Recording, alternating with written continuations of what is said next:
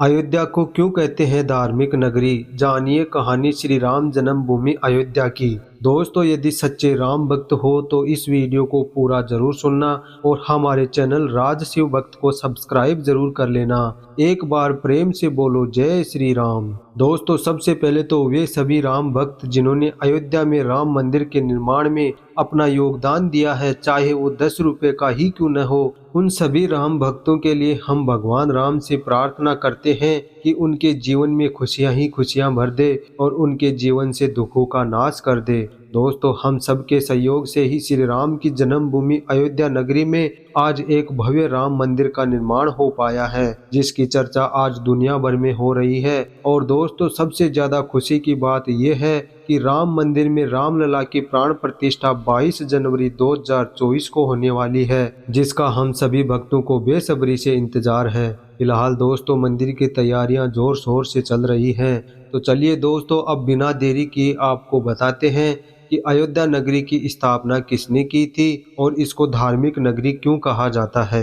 दोस्तों, प्राचीन नगरी अयोध्या को लेकर ऐसा कहा जाता है कि इसे स्वयं भगवान विष्णु के निर्देशन में बसाया गया था। अयोध्या की गिनती देश के 7 सबसे प्राचीन व पवित्र नगरों अर्थात सप्तपुरियों में की जाती है।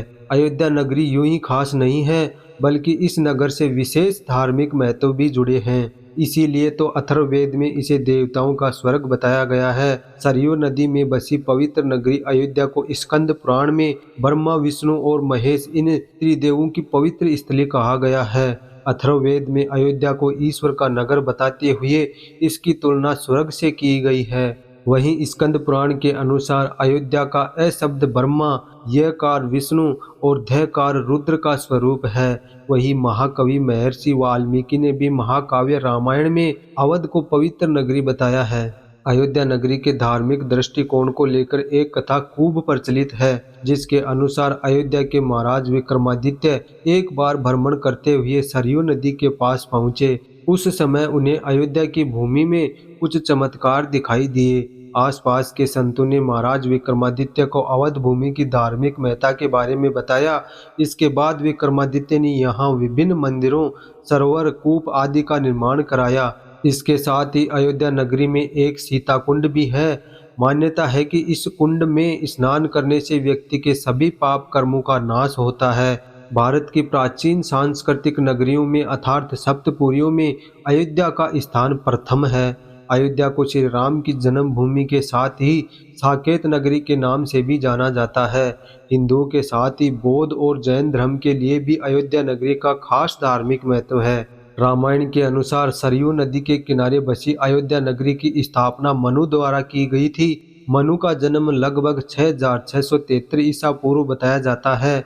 ये ब्रह्मा जी के पौत्र कश्यप की संतान थे। इसके बाद मनु के 10 पुत्र हुए थे, जिनके नाम इल, इक्ष्वाकु, उसनाम, अरिष्ट, धृष्ट, नरिशंत, करुष, महाबली, सरयाति और प्रसिद्ध थे। इनमें से इक्ष्वाकु के कुल में ही भगवान राम का जन्म हुआ था।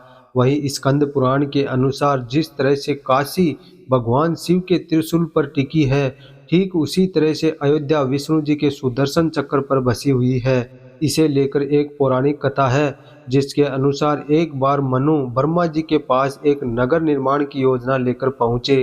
तब ब्रह्मा जी ने मनु को भगवान विष्णु के पास भेज दिया था।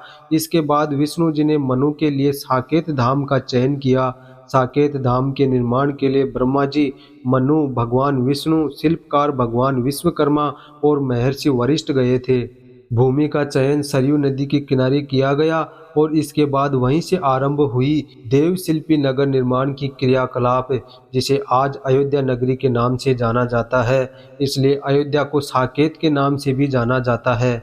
वही भगवान राम के जन्म के समय इस नगर को अवध के नाम से भी जाना जाता था। अब दोस्तों, आपको अयोध्या नगरी से जुड़ी कुछ खास बातें बताते हैं। वाल्मीकि रामायण के 5वें सर्ग के बालकांड में अयोध्या का वर्णन करते हुए बताया गया है कि अयोध्या 12 योजन लंबी और 3 योजन चौड़ी थी। अयोध्या मंदिर और घाटों की प्रसिद्ध नगरी भी है। यहाँ की प्रसिद्ध सरयू नदी के किनारे 14 प्रमुख घाट भी हैं, जिसमें गुप्त द्वार घाट, केकई घाट, कौशल्या घाट, पामोचन घाट, लक्ष्मण घाट आदि हैं। अयोध्या में ही भगवान श्री राम का जन्म हुआ, इसलिए इसे राम जन्मभूमि कहा जाता है। लेकिन इसी के साथ यहाँ कई महान योद्धा, ऋषि मुनि और अवतारी पुरुष भी हुए।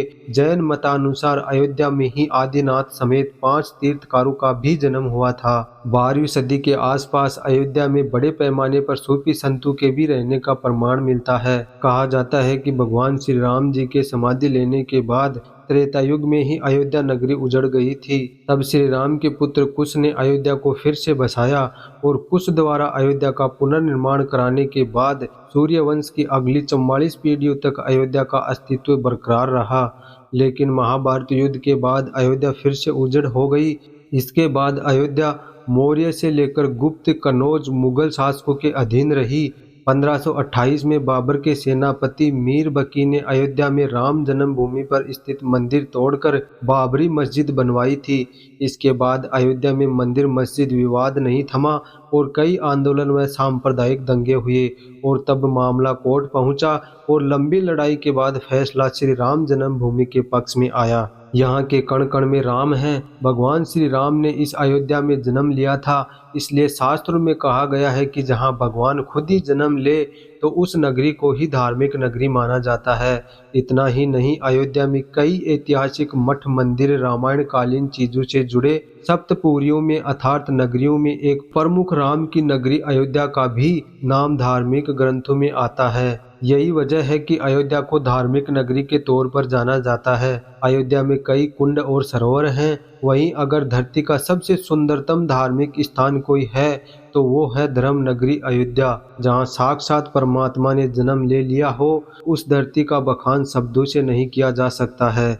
इसलिए अब एक बार फिर से पवित्र और धार्मिक नगरी श्री राम जन्मभूमि अयोध्या में भव्य मंदिर का निर्माण हुआ है, जिसमें मंदिर की प्राण प्रतिष्ठा 22 जनवरी 2024 को होगी, जिसमें रामलला विराजेंगे।